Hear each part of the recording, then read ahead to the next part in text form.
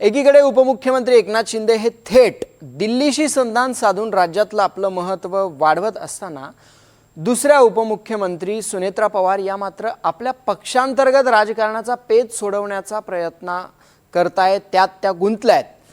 अगोदर अशोक खरात प्रकरणात पक्षाच्या महिला प्रदेशाध्यक्ष रुपाली चाकणकरांचं आलेलं नाव आणि त्यानंतर पक्षाचे नेते आणि मंत्री नरहरी झिरवळांचा व्हायरल झालेला व्हिडिओ यामुळे पक्षाची प्रतिमा चांगलीच डागाळतीये आणि त्यातच आता पक्षाने ओबीसी आणि अल्पसंख्याक समाजाला सुद्धा वाऱ्यावर सोडल्याचा आरोप केला जातोय। या पार्श्वभूमीवर आता पक्ष नेतृत्वाकडून डॅमेज कंट्रोलला सुरुवात झाली आहे। नेमकं काय डॅमेज कंट्रोल पक्षाकडून केलं जात आहे पाहूया त्या संदर्भातला एक रिपोर्ट।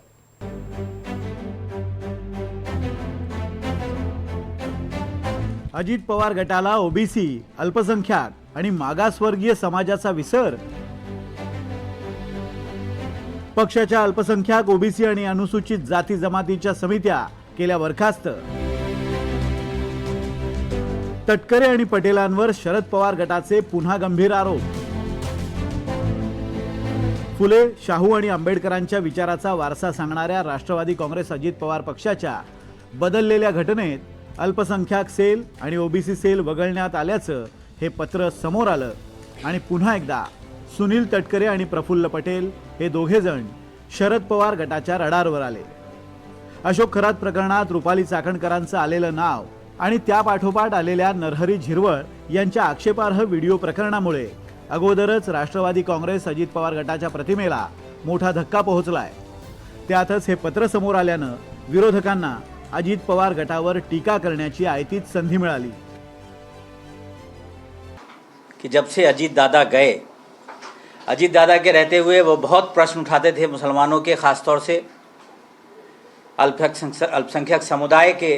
लेकिन दादा के जाने के बाद जो ये 3 सिग्नेचर है, प्रफुल्ल पटेल, सुनील तटकरे जी और बृजमोहन श्रीवास्तव जी, इनका असली चेहरा ये सामने आ रहा है कि ये मुसलमानों की किसी भी हालत में समर्थक नहीं हैं और ये चाहते हैं कि इनकी कथनी और करनी से समझ में आ रहा है, इनकी कथनी और करनी में फ़र्क है।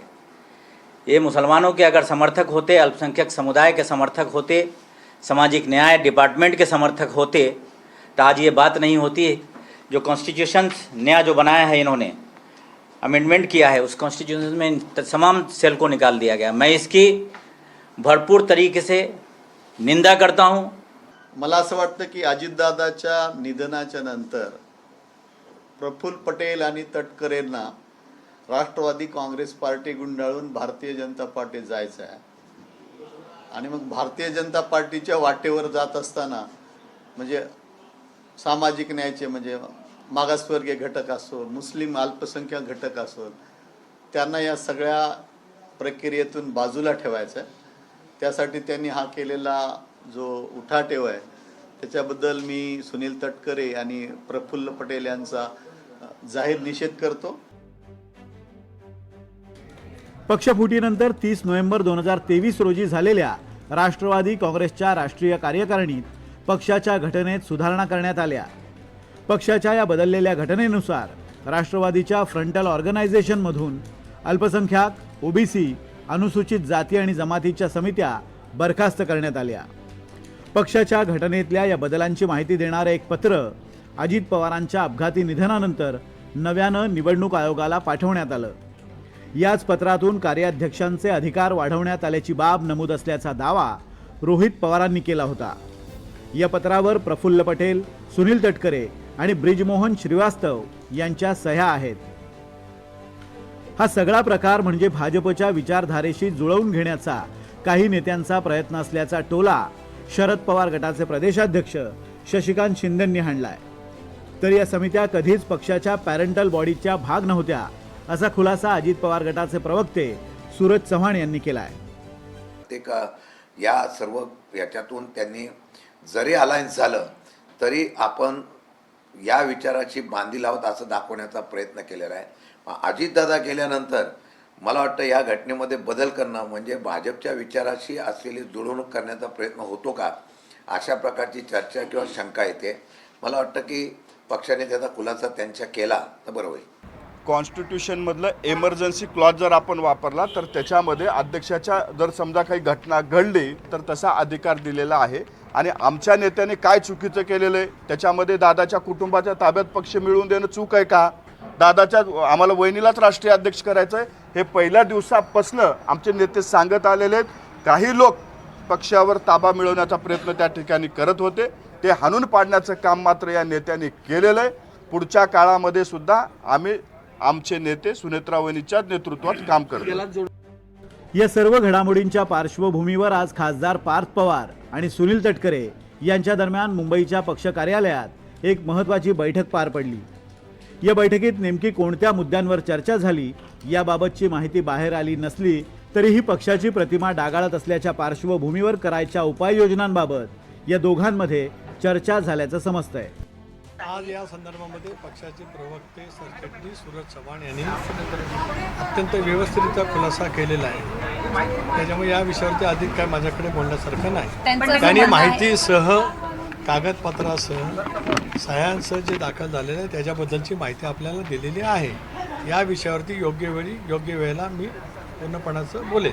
परंतु वरवर जरी राष्ट्रवादी काँग्रेस पक्षात आलबेल असल्याचं चित्र असलं तरी सुद्धा पडद्यामागे अनेक हालचाली सुरू आहेत. तटकरे आणि प्रफुल्ल पटेल यांच्याबाबत शरद पवार गटाच्या नेत्यांकडून सातत्यानं आरोप होत आहेत. पण सुनेत्रा पवार, पार्थ पवार किंवा जय पवार यांच्यापैकी कुणीही या आरोपांना उत्तर दिलेलं नाही.